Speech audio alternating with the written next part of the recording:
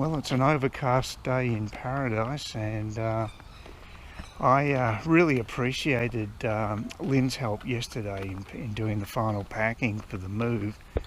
After that, I got back to Kiwara Beach a little after 3 o'clock, about 3:30 actually. It was a very slow bus ride, and I noticed there's a few more cracks in the house. I'm a bit concerned about that, really concerned. It could be just because it's dried out after such a huge dump of water. When I last saw it, there'd been over a week's rain, so maybe that's it. So maybe I shouldn't be too worried. But I can't help but be concerned. I definitely want to get the plumbers in to put drainage in there ASAP so no further damage is done. Other problem is I couldn't even open the front gate. I'd asked Billy, the agent, about it, and he seemed to think there was no problem. Well, there is a problem. The latch is right up the top, and it's impossible to access unless, say, you're 6'5", maybe. I've never seen a gate like it. It's crazy. I actually almost gave up. I tried getting across the side fence, which is falling apart, so that was dodgy as hell. And then a neighbour was walking a dog, and I sort of started chatting to her, telling her I just purchased the place and I'm just trying to get through the front gate. And she said she had a ladder she could lend me. So she brought a ladder over, which was really nice of her. So the neighbours there are really nice. So shout out to Tammy. So I went up on the ladder thinking I'd have to basically jump over the side, but all I had to do was just get to that latch and flip it up. It's just like a standard sort of half moon latch, and it opened and it was fine, but it's in such a ridiculous position. Like I say, you have to be 180 centimeters or taller to basically have a hope of putting your hand down around the back to actually open. It's crazy. I've never seen a place like it. Anyway, she was great. She saved my life there. Went inside. There is electricity, so that was a good thing. Couldn't open the bloody gates. So I tried using the electronic controls to open the big carport gate. That wouldn't move. No action at all. Now I think it might be out of commission, which is a bit of a pain. I mean, I don't really need it, but just it'd be nice if some things worked. It's starting to look a little bit like a disaster. And then I checked it out inside, and of course I found out that there's more cracks, and that worried me. I'm sure there's been more since I last looked. So yeah, it's a real issue. So have I bought a total dud? Maybe. And then I went to the kitchen. Oh, there's a ceiling fan that had been left on by one of the agents, and I turned that off. And also there was a couple of elements on the oven that were on, and that might have been me because I'd fiddled around with them. I didn't realise how the controls were, and I put them into the off control, I think. But yeah, it was a bit of a worry. So all in all, it wasn't very good. And then on top of that, I couldn't find the internet connection. I think it's a half-assed old telephone insert, and I think that's what it is. I think that's what I'd use, but I'm not 100% sure. My confidence level's down. It looks like the face of it's been taken off, and it's just got the actual insert now. I think that's where the telephone wire goes into, but I'm only guessing. So yeah, it was a real schmozzle. And on top of that, when I got back here yesterday, and probably because I was frazzled, I basically broke the key to the unit I'm staying in.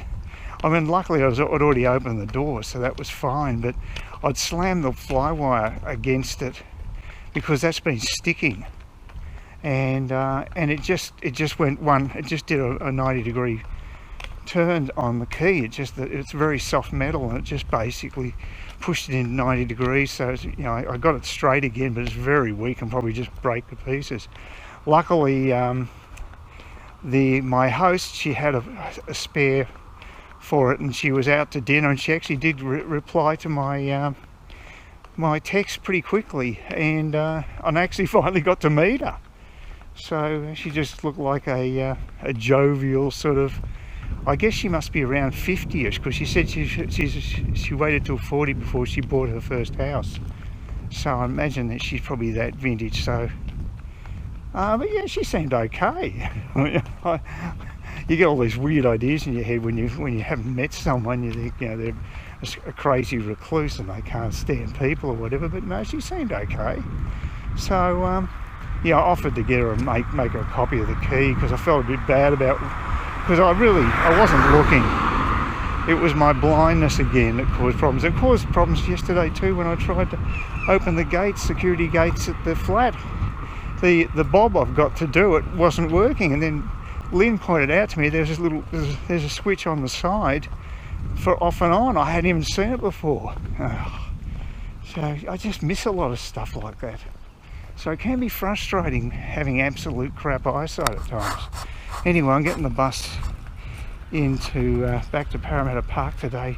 Just do a final check-up on stuff to be moved, and we're going to get it moved across to back to Kiwara Beach. Finally move in, and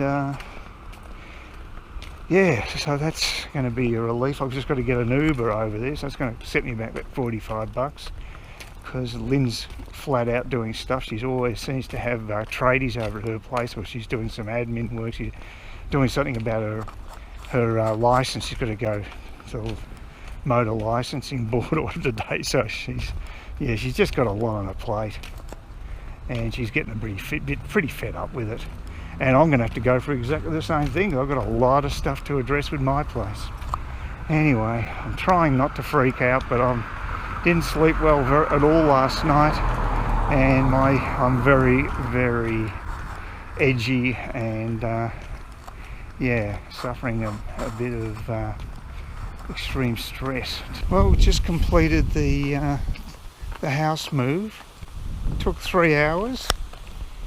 And the guys are pretty efficient. They took bugger all time once they got to the actual house and unloaded. The unloading took bugger all time. The loading took at least twice as much time. And I got an Uber for the first time. It cost me a little over $40. Interesting Indian guy, now living in Cairns, and yeah, he was the guy who gave me a lift, and he was an interesting guy to have a chat to. So $40 for so far is not bad, considering that with Cairns taxis I was paying about $25 to get from Parramatta Park to the airport.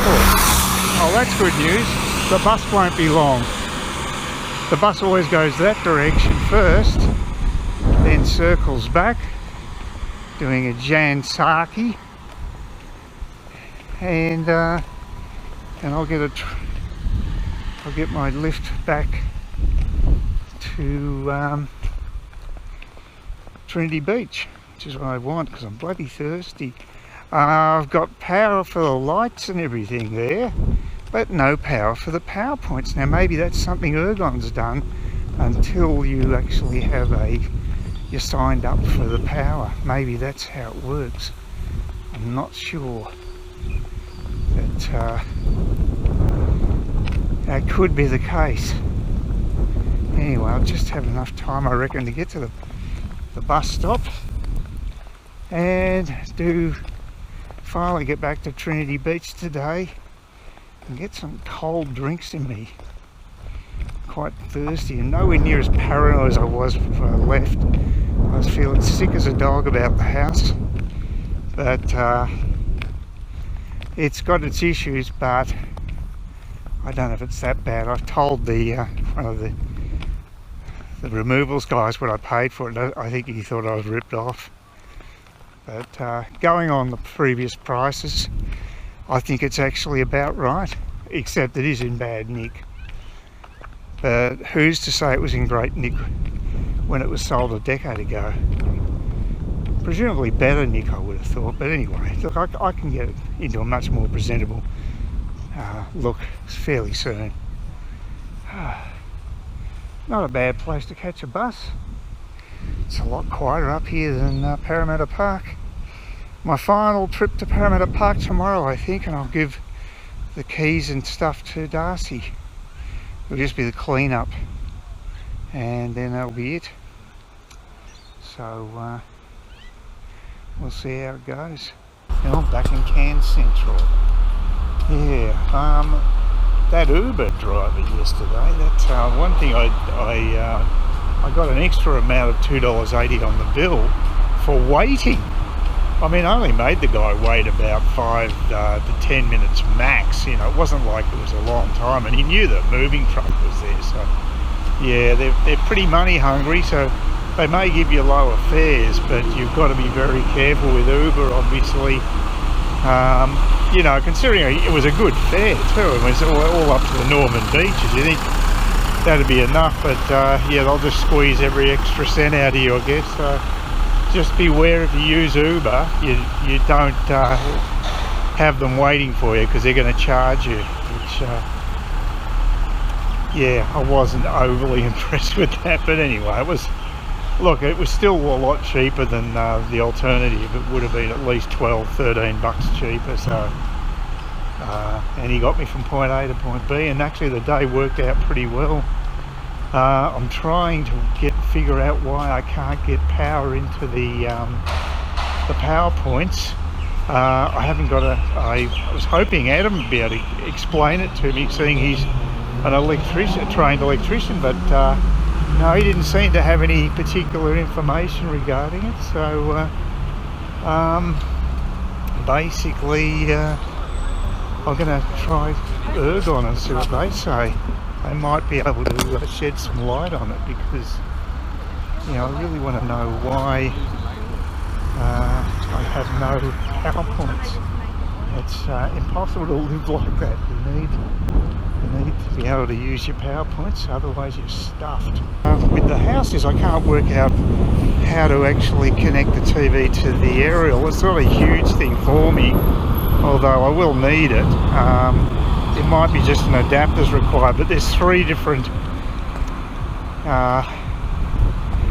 cable connectors, and they're not the same as the one I've got, and they've got A, B and C for Foxtel. I've got no idea what that means.